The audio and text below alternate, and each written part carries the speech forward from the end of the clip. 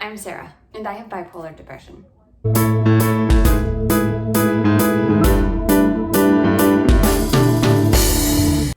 Hey, welcome back to my channel. Okay, so today, this is a topic/issue that I've been putting off. I wanted to do this video last month. Is the topic of my sobriety. On August 8th of this year, I've been a year sober, so I've been almost a year and a half sober, which is something I'm extremely proud about, but it's also something I'm still working on figuring out how to talk about, how to feel about. I don't always feel like for sure proud of myself. Sometimes I feel sad that I have to live a sober life. Sometimes I feel like I'm missing out because I can't go out and just like have a beer. It's like a forced responsibility that I have to have. And so I get a little bit down about it sometimes, but I do realize what an accomplishment that is. And so I am trying to find moments of being proud about it as well. So I just kind of wanted to talk you through my journey with alcohol and my journey to become sober. So I moved to New York City in 2012 after graduating college. In college, my relationship with alcohol was pretty healthy. I didn't start drinking until the later half of college, a little bit when I was 20, but mostly not until I was 21. And I was definitely pretty social my senior year, making cocktails, having beer, having wine, having whatever we had. But I definitely was not dependent on it. It was okay if I didn't have it that night.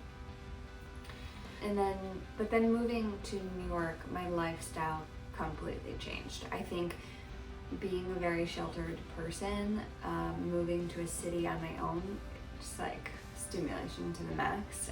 I felt just like liberated in a way I didn't feel in college or in my life before college. The dating scene was something I like hit hardcore right away. Why did I snap? That's so stupid.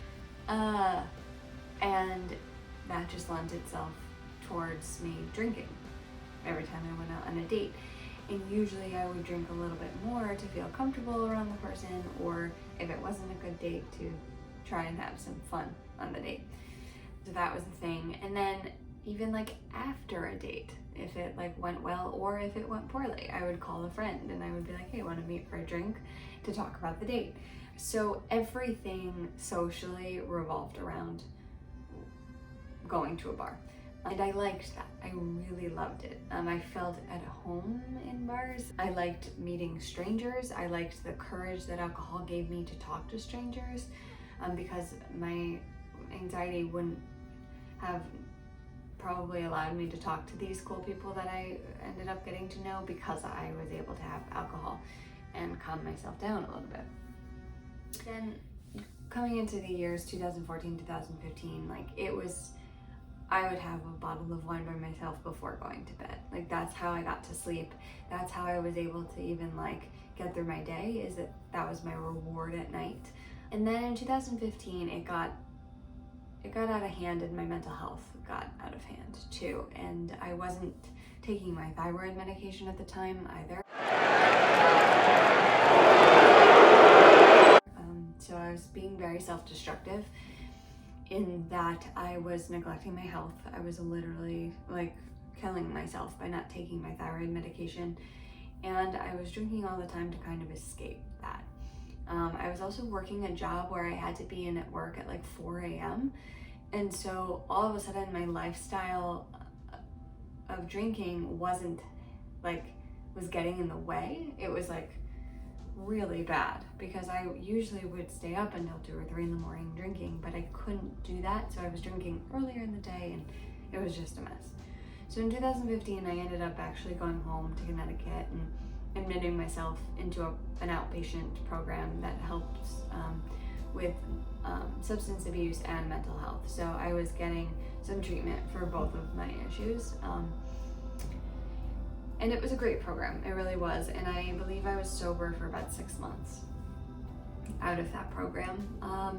But then upon moving back to the city, obviously it was just too hard to stay sober. I definitely felt the peer pressure of like, oh, well, you're out and about, like you have to drink, you know? Like I didn't want to be the topic of conversation. Oh, why aren't you drinking? I didn't want that. That to me felt very vulnerable. I didn't want that.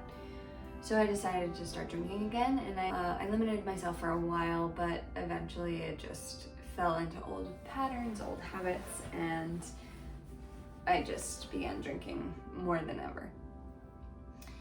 And last summer, 2019, I was broken up with my girlfriend, Nina, and I went away to do some summer stock theater. I was a wreck emotionally.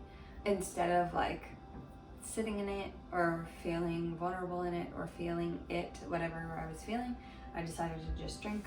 I drink a lot when I go there anyway, so having this emotional life situation on top of summer stock made me drink an exorbitant amount of alcohol, to the point where I even knew that wasn't sustainable. Like I would drink the many drinks and be like, this will kill you. Like, this is not a joke. But I didn't stop. So we obviously had a problem. The months of June and July, that's kind of what my life was like. And I went home after that summer stock gig, and I remember turning to my mom being like, I really miss Nina. Like, I think I need her. I think. And my mom was like, well, reach out to her. Anyway, long story short, we're not talking about that today.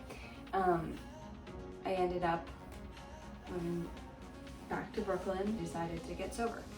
And I think it really took losing Nina to wake me up. Alcohol was destroying everything in my life. It sabotaged the good. And I couldn't blame it on anybody else. I'm the only one that couldn't control that. And so right then and there, when Nina said, yeah, let's get back together, I was like, yeah, I'll be sober, because if I want to try this and have a chance at this relationship working, I have to do it with a clear head. And yeah, a year later, we're still together, and I'm alcohol free. There are definitely downsides I feel. I often sometimes find that I have trouble going to some social events or some like hangs, because I know that the people there are going to be drinking or smoking, and I will not be. And so I don't want to feel like the odd man out, or I don't want to like watch everybody else be so loose and me be my rigid, like anxious self sitting in the corner. That does not feel good to me. So it's a little bit hard, because it's like, what do I do? Like, do I choose to go and feel uncomfortable, or do I just not go and not have the temptation to drink, or not have the like impulse to cry? Like, it'd be better if I stay home. So I often have a hard time like with social events.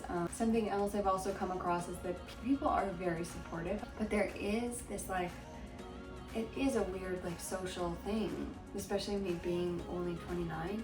If I'm not drinking, they're like, what's wrong? Like, why?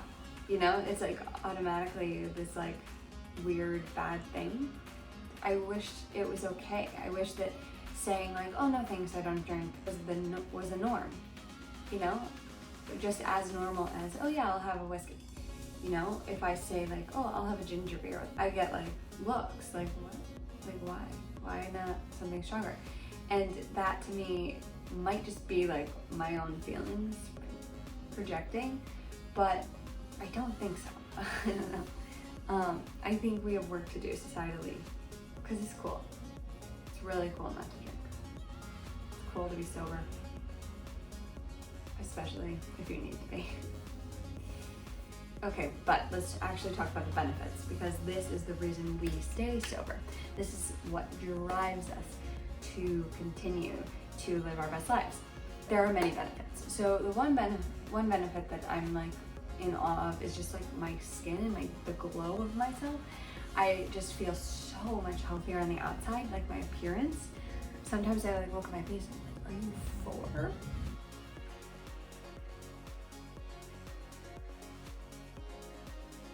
You know? But it's because my insides are clean, because I'm not like drinking poison. So I feel a lot healthier in that regard. And I have people comment, like I have people be like, you just look so healthy.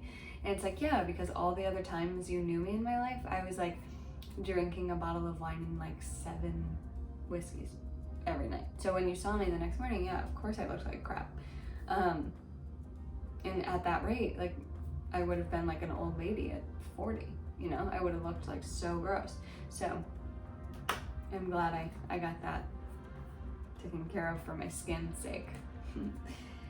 Another benefit is that when I would drink, I would wake up in the morning and feel an enormous amount of guilt. It's like I would wake up and I'd be like, you are a loser.